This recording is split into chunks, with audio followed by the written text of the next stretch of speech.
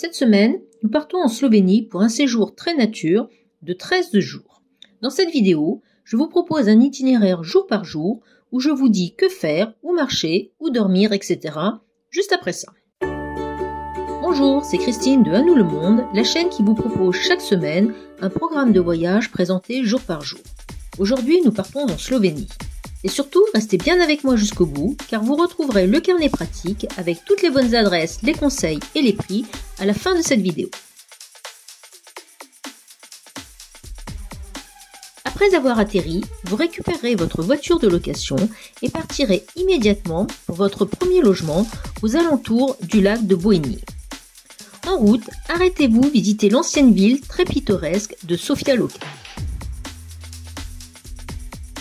On commence notre découverte de la région par les gorges de Tolmin que l'on visite en été.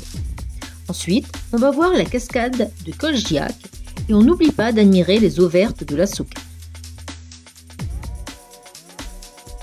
On commence la journée avec les gorges bien connues de Vingar. Pour le retour, je vous suggère de passer par la petite chapelle de Santa Caterina, ce qui vous fera progresser d'abord sous un sous-bois, puis à travers un alpage. Ensuite, rendez-vous voir la cascade de Periknik, une des plus hautes du parc de Triglav. La première grande cascade, derrière laquelle on peut passer, n'hésitez d'ailleurs pas à le faire, c'est amusant et rafraîchissant. Cette première cascade, donc, est surmontée par une deuxième cascade, plus petite, que l'on rejoint en poursuivant le même sentier. Après cette visite, on va jeter un œil ou se baigner, selon le cas, au lac Jasma, à la frontière autrichienne. Pour cela, on passe dans la célèbre station de ski de Kranjska Gora. On poursuit alors la route jusqu'au col de Urvsik, où vous pourrez entreprendre une marche si vous le souhaitez. Le matin, pour profiter d'une belle lumière, on part voir la cascade Savica. Ensuite, on repart pour découvrir les gorges de Mosnice, où de nombreux vasques d'eau émeraude abritent de nombreuses truites.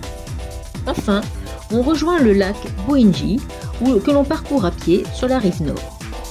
Pour une belle vue surplombante, rendez-vous à Stara Fudzina, comme je vous l'explique en détail sur le site anoulemonde.net. Pour notre dernière journée dans le parc de Triglav, on va voir le lac de Bled. On commence à en faire le tour à pied sur un chemin bien aménagé et on monte au point de vue Oystrika pour une belle vue plongeante. Pour les explications détaillées, je vous renvoie à nouveau au site anoulemonde.net. Et vous finirez la journée aux superbes gorges de Polknuka. Il s'agit de gorges sèches, beaucoup moins aménagées et vraiment impressionnantes avec sa galerie que vous emprunterez bien entendu. Le matin, on prend la route en direction du sud du pays. En chemin, on marque un premier arrêt à Idrija où l'on visite une ancienne mine de mercure. C'est une visite à la fois ludique et intéressante qui devrait plaire à toute la famille. Le deuxième arrêt de la journée sera consacré à la visite de la grotte de Sokia, très bien aménagée avec des salles immenses et de magnifiques concrétions. Le dernier arrêt sera à Erastovlie, à l'église de la Sainte Trinité, qui renferme une magnifique fresque de danse macabre qui recouvre l'intégralité des murs et du plafond de la chapelle. En fin de journée, vous arriverez à Piran, au bord de la mer, où vous passerez la soirée à déambuler le long du port et dans les petites rues de la ville. Après avoir déambulé le long de la croisette slovène à Porto Rose, vous pourrez aller visiter les salines de Piran. Ensuite, vous prendrez la route et vous arrêterez aux gorges de Postojna, classées patrimoine mondial de l'UNESCO. La mise en scène est spectaculaire et les concrétions incroyables de beauté. Avant de repartir, n'oubliez pas d'aller jeter un œil au château de Prediana, situé quelques kilomètres plus loin, qui semble sortir tout droit d'une grotte. Vous vous installerez pour vos 4 nuits suivantes dans la région des ours. Rendez-vous au château de Seznik où vous vous enfoncerez dans la forêt du même nom en suivant un sentier balisé. Cette forêt abrite de nombreuses espèces d'animaux comme des ours, des loups, des lynx, mais vous serez très chanceux de réussir à en apercevoir. L'après-midi, on part se promener autour du lac de Cernica, un lac intermittent qui abrite une faune et une flore très importantes.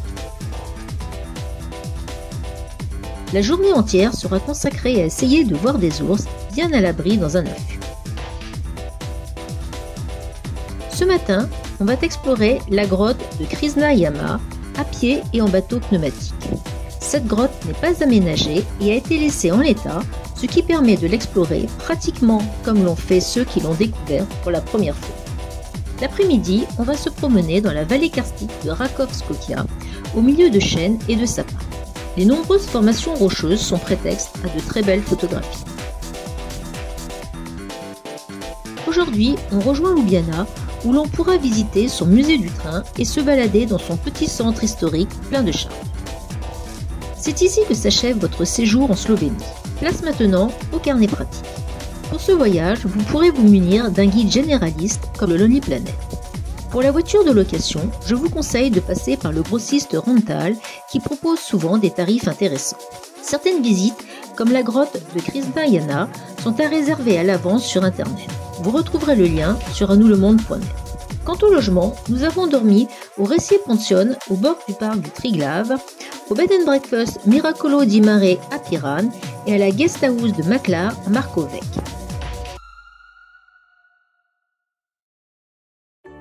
Voilà, cette vidéo est terminée. Merci de m'avoir suivi. N'hésitez pas à poser des questions en commentaire, j'y répondrai avec plaisir. Pensez à vous abonner et à mettre un pouce bleu. Et à bientôt sur À nous le monde.